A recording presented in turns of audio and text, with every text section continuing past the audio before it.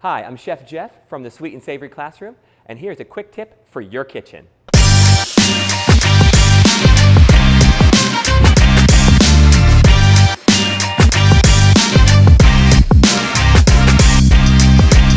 Plastic wrap is one of those that if you buy the little boxes from the grocery store, they're always super hard to tear off. They crinkle up like a champion all the time, and you're always trying to pull it apart. So it never really works that great. And so we buy the big rolls. Now, I'll tell you, there's a lot of good uses for the big roll of plastic wrap. One is wrapping food up. Two is we use it for the diapers sometimes too. We wrap a diaper up and get rid of it that way. But also, it's really fun if you want to do a prank on a friend and you want to wrap their car in plastic wrap. It takes a little while, but it's really fun to do. And then they have a hard time getting into their car, but you haven't damaged it. So it's been done. I can say I've been part of it, but that's something for a different day. Anyway, so plastic wrap. This is a brand new roll. One of the things I do like to do, because we typically put it underneath the table, so we're always kind of pulling it up one-handed. And when you pull it up one-handed, often it'll rip apart. So I put clear tape. So I put some clear packing tape around the outside of all mine when they're brand new. And then I do this. A lot of people don't. Maybe at home you probably don't, but I can't stand the lid being on there. So just get rid of that thing. And then you pull out the razor blade, and the razor blade sticks right down in front. And then you want to find the edge. Easier said than done. There it is.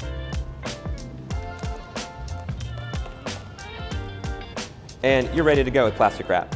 And the beautiful thing about a big roll like this is it lasts for a really long time. It wraps really well. It's super cheap, and it's really easy to tear. Right? It's easy to tear and use. So I'll actually teach you one of my wife's tricks. My wife is a pastry chef, so we call this the Chef Heather, because that's her first name.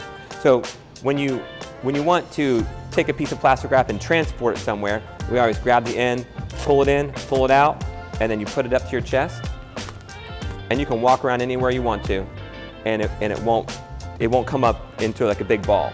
But for the most of the time, what we do at the classroom, when you're wrapping something, you typically let this be the anchor and pull this over, right?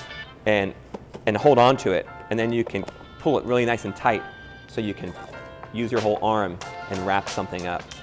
Anyways, that's just one of those tips. And I do the same thing with the aluminum foil. So we get the big roll of aluminum foil, and I use them at the classroom. I use them at home. I mean, foil, of course, you can line your stove with it. You can put it in your pan sometimes before you're cooking something. And I use aluminum foil when I paint. So if I'm painting and you have the paint tray, they make all those plastic inserts you can buy, so you can just like dump your paint out and throw it away. Well, I use aluminum foil and line my paint trays, and then just roll the aluminum foil up and throw it away. So just a couple of extra uses, but the tip for today is buy these big ones. They'll last a long time and super cheap, and they just have a lot of high functionality in your kitchen and elsewhere. So thanks for joining me today.